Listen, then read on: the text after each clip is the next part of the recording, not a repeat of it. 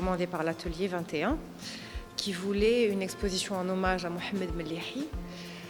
Et chose à quoi j'ai répondu bien évidemment oui, mais ce qui comptait pour moi, c'était véritablement de rendre un hommage à toute la pratique plastique de Mohamed Mellihi en identifiant plutôt que la forme, en me limitant à la forme qui est récurrente dans son travail, qui est bien évidemment l'onde matricielle, partir de cette forme pour construire un parcours.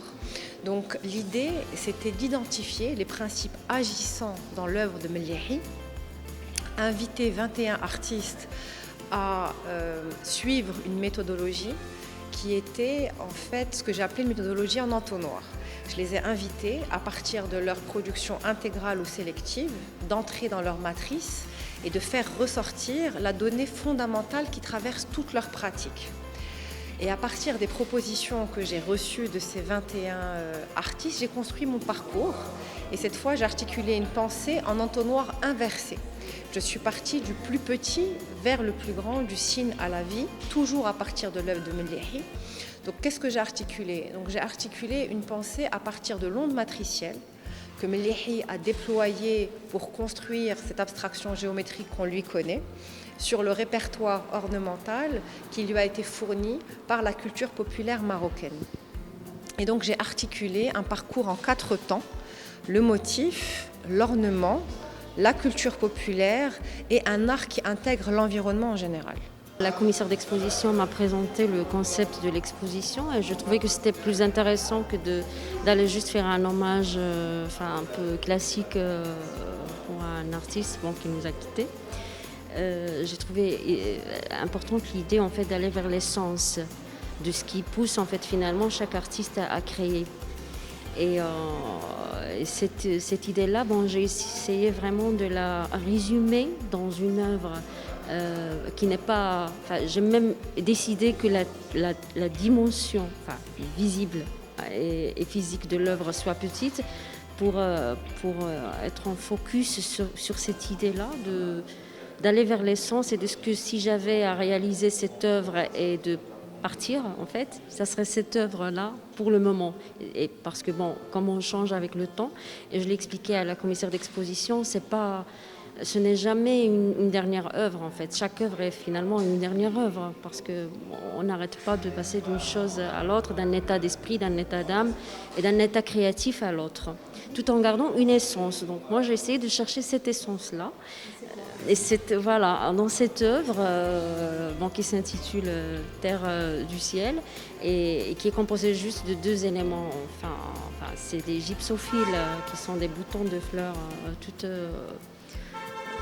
blancs et des aiguilles. Des aiguilles, en fait, c'est un aspect d'aiguille que j'ai fait faire aussi, d'une dimension un peu exagérée. Et les 2 éléments qui s'unissent en fait finalement et pour créer un seul élément dans lequel il y a ces 2 opposants. Le doux, l'acéré, le piquant. Il y a cet aspect, comme on voit, il y a à la fois l'organique et le vertical qui donne cette impression d'enfermement, d'obstacle finalement, dans un ordre qui est rythmé et très organique à la fois. Dans l'œuvre Mellihi, il y a plusieurs côtés, c'est-à-dire il y a le côté géométrique, qui peut paraître froid mais qui ne l'est pas du tout parce qu'il y a beaucoup de couleurs très vives et des couleurs pures en fait, un peu comme dans mon travail, j'utilise que des couleurs pures, des couleurs fondamentales. Et puis d'un autre côté, il y a beaucoup de sensualité dans ce qu'il fait et dans ma peinture aussi, il y a beaucoup de sensualité. À part ça, chez lui, il y a beaucoup d'humour aussi de l'érotisme dans certaines de ses œuvres. Et dans certaines de mes œuvres aussi, mais peut-être que ça se voit moins, mais ça existe également. Donc, toutes ces affinités font que j'ai eu envie de montrer cette œuvre-là, qui est une œuvre assez radicale en fait, puisque c'est vraiment un monochrome bleu sur fond blanc. Et c'est vrai que le bleu, c'est une couleur que j'utilise depuis 1 an, pour contrer un peu ce climat de pandémie, ce climat de maladie et de mort. Et ma façon à moi de répondre à ça, c'était de faire des lignes très libres, Certaines toiles d'ailleurs s'appellent Liberté, j'écris ton nom. Donc j'ai voulu vraiment que ça soit un hymne à la liberté contre l'enfermement, parce qu'on était tous enfermés quelque part. Et j'ai vraiment eu envie que mes œuvres, ça soit une porte ouverte sur l'infini en fait.